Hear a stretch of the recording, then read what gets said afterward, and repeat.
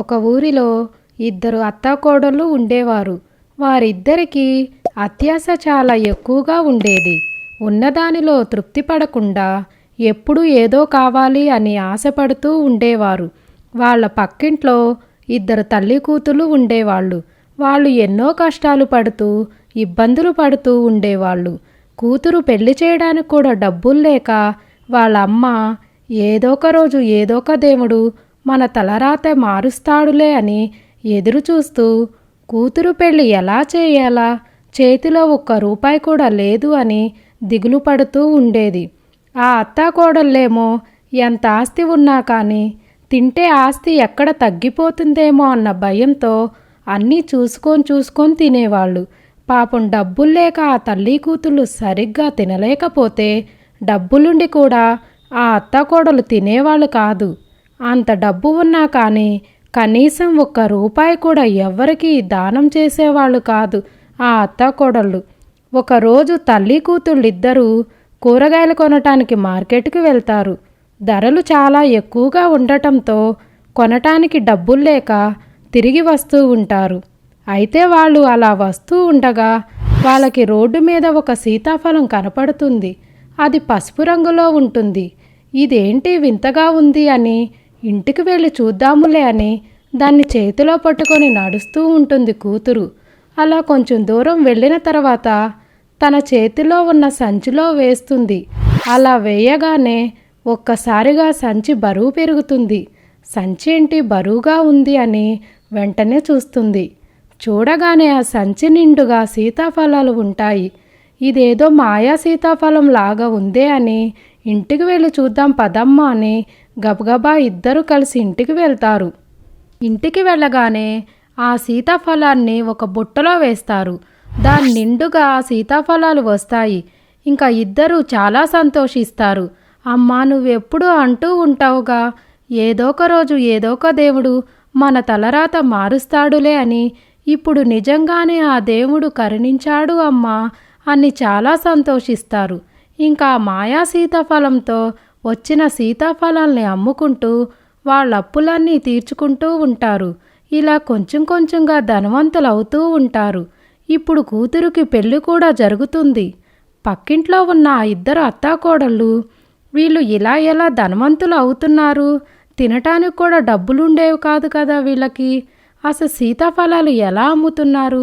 ఒక చెట్టు కూడా లేదే, బయటి నుంచి కూడా కొనుక్కురావటం లేదు. అసలేంటో వీళ్ళ కథ కనిపెడదామని వాళ్ళని గమనిస్తూ ఉంటారు. ఒక బుట్టలో సీతాఫలం వేయటం, అప్పుడు ఆ బుట్ట నిండుగా సీతాఫలాలు రావటం ఆ అత్తాకోడలిద్దరు చూసి ఆశ్చర్యపోతారు. ఇదేదో మాయా సీతాఫలంలాగా ఉందే అని చెప్పి ఎలాగైనా దాన్ని మన సొంతం చేసుకోవాలి అని అనుకుంటారు. 4 రోజుల పాటు ప్రయత్నిస్తారు. ఏదో ఒక పని పెట్టుకొని వాళ్ళ ఇంటికి వెళ్ళి దాన్ని దొంగిలించుకొని రావాలి అని వాళ్ళింటికి పదే పదే వెళ్తూ ఉండేవాళ్ళు. కానీ వాళ్ళకి ఒక్కరోజు కూడా ఆ సీతాఫలం కనపడలేదు. అయితే ఒకరోజు ఆ పక్కింటావిడ ఏదో పని మీద బయటకు వెళ్తుంది. ఆవిడ అలా వెళ్ళటం చూసి దొరికిందే సందు అని ఇంటి తాళం పగలగొట్టి మరీ ఇంట్లోకి దూరతారు.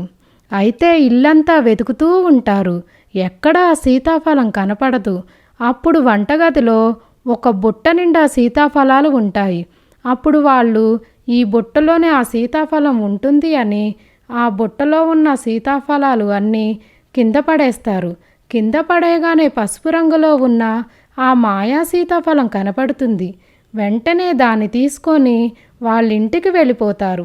ఇంటికి వెళ్ళగానే, ఒసే కోడలు పిల్ల, తొందరగా వెళ్ళి ఒక పెద్ద సంచి తీసుకురావే, ఈ మాయా సీతాఫలాన్ని వేద్దాం. ఇప్పుడు వద్దులే అత్తమ్మ, ఈరోజు మంచి రోజు కాదు, రేపు మొదలు పెడదామని. ఆ మాయా సీతాఫలం ఇటు ఇవ్వు, నా దగ్గర దాసి పెడతాను అని అంటుంది. నీకెందుకే, నేనెళ్ళి పడుకోగానే నువ్వు ఈ మాయా సీతాఫలాన్ని వాడుకుంటావా ఏంటి? అయ్యో అత్తమ్మ, అలా ఎందుకు చేస్తాను? ఇది నీ దగ్గర ఉంటే మనకులాగే ఈ సీతాఫలం గురించి ఎవరు అయినా తెలుసుకొని వచ్చి నీ గొంతు పిసికి దాన్ని తీసుకొని వెళ్ళిపోతారేమో అని అనవసరంగా ఆ సీతాఫలం కోసం మిమ్మల్ని చంపేస్తారని నాకు ఇవ్వమన్నా అత్తమ్మ.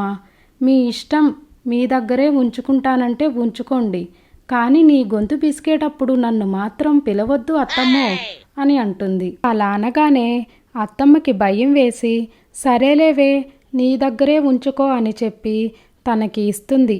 ఇంకా కోడలి పిల్ల ఎలాగైతే నా చేతిలోకి వచ్చింది, ఇంకిప్పుడు చూడు నా గదిలోకి వెళ్ళి తెల్లారేసరికల్లా నా గది మొత్తం సీతాఫలాల సంచులతో నింపేసుకొని ఈ ముసలిది నిద్ర లేచేసరికి మొత్తం మార్కెట్కి తీసుకెళ్ళి అమ్మేసేయచ్చు. ఇక రోజు ఇలాగే ఈ ముసలిదానికి ఏదో ఒకటి చెప్పి ఇది నా దగ్గరే ఉంచుకోవాలి అని తన గదిలోకి వెళ్ళి తలుపు వేసుకుంటుంది. కోడలు అలా లోపలికి వెళ్ళి తలుపు వేసుకోగానే అమ్మో ఇది తలుపు వేసుకొని లోపల సీతాఫలాన్ని ఏమి చేసిద్దో ఏమో అని నేను కూడా ఈ రాత్రికి దాని గదిలోనే పడుకొని నిద్రపోకుండా దానికి కాపలా ఉండాలి అని వెంటనే వెళ్ళి కోడలు గది తలుపు కొడుతుంది. ఏంటబ్బా ఈ ముసలిది నన్ను వదిలేలా లేదే అని నేను నిద్రపోయా అత్తమ్మా అని అంటుంది. అవునా సరే పడుకోవే, ఇక్కడ 100 రూపాయలు పడి ఉంటే నీవేమో అని అడగటానికి తలుపు కొట్టేలేవే అని అంటుంది. అవునా అత్తమ్మ అవి నావే నావే అని వెంటనే తలుపు తీస్తుంది. 100 రూపాయలు ఏవి అత్తమ్మా అని అంటుంది. ఏమి లేవులేవే ఊరకనే చెప్పాలే అని వెళ్ళి మంచం మీద పడుకుంటుంది. ఏంటత్తమ్మా ఇక్కడ పడుకున్నావు? ఓసే నాకు భయంగా ఉందే, నేను ఇక్కడే పడుకుంటాలేవే ఈ రోజుకి అని అంటుంది. సరేలే అత్తమ్మ నిద్రపోయాక చూడవచ్చులే అని తను కూడా వెళ్ళి పడుకుంటుంది. ఇంకా అత్తమ్మ నిద్రపోతే కోడలు ఎక్కడా ఆ సీతాఫలాన్ని వాడేసుకుంటుందేమో అన్న భయంతో రాత్రంతా నిద్రపోకుండా ఉంటుంది. ఇంకా అత్తమ్మ పడుకున్నాక సీతాఫలంతో ఇల్లంతా నింపాలని ఈ ముసలిది ఎప్పుడు పడుకుంటుందా అని నిద్రపోకుండా కోడలు కూడా అలాగే ఎదురు చూస్తూ ఉంటుంది. ఇంకా అలాగే ఇద్దరు తెల్లవార్లు నిద్రపోకుండా గడిపేస్తారు. తెల్లవారగానే అత్తమ్మ ఒసే వెళ్ళి తొందరగా ఆ సీతాఫలాన్ని ఒక సంచిని తీసుకురా అని అంటుంది. ఈరోజు కూడా వద్దులే అత్తమ్మ రేపు చూద్దాంలే అని అంటుంది. ఏంటే నాటకాలు ఆడుతున్నావు?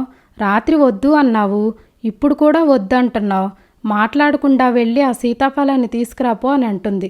అది కాదు అత్తమ్మ, మరి అది సీతాఫలం తీసుకురా అంటే నసుకుతున్నావేంటే అని అంటుంది అత్తమ్మ. ఆ సీతాఫలం కనపడట్లేదు అత్తమ్మ. ఏంటి సీతాఫలం కనపడట్లేదా? రాత్రికి రాత్రే మాయమైపోయిందా? మర్యాదగా వెళ్ళి తీసుకురా, లేకపోతే పక్కింట్లో దొంగతనం చేశావు అని ఆ సీతాఫలం నీ దగ్గరే ఉందని వెళ్ళి ఆ పక్కింటి ఆవిడికి చెప్పేస్తా అని ఉంటుంది. వద్దులే అత్తమ్మ వెళ్ళి తీసుకువస్తాలే అని గొనుక్కుంటూ వెళ్ళి తీసుకొస్తుంది. ఆ సీతాఫలం ఇటివ్వవే అని తన చేతికి తీసుకొని తన ముందు ఒక పెద్ద సంచి పెట్టుకొని ఇప్పుడు ఈ సీతాఫలం సంచిలో వేయగానే దీని నిండుగా సీతాఫలాలు వస్తాయి. అవి అమ్మగా వచ్చిన డబ్బులతో నా ఒంటి నిండా నగలు చేపించుకొని ఆ తర్వాత నీకు ఇస్తాలేవే, నువ్వు కూడా చేపించుకుందో, ఎంతైనా నా కోడలో కదా అని అంటుంది. ఓహో అత్తమ్మో ముసల్దానివి నీకెందుకు నగలు, ముందు నాకివ్వు నేను చేపించుకుంటా అని అంటుంది. కాదే ముందు నేనే చేపించుకుంటా అని అత్తమ్మ అంటుంది. ఇంకా ఇద్దరూ అలా గొడవ పడుతూ ఉంటారు. ఇంకా ఇద్దరూ గొడవ పడుతూ నాకు కావాలంటే నాకు కావాలి అని ఆ సీతాఫలాన్ని లాక్కుంటూ ఉంటారు.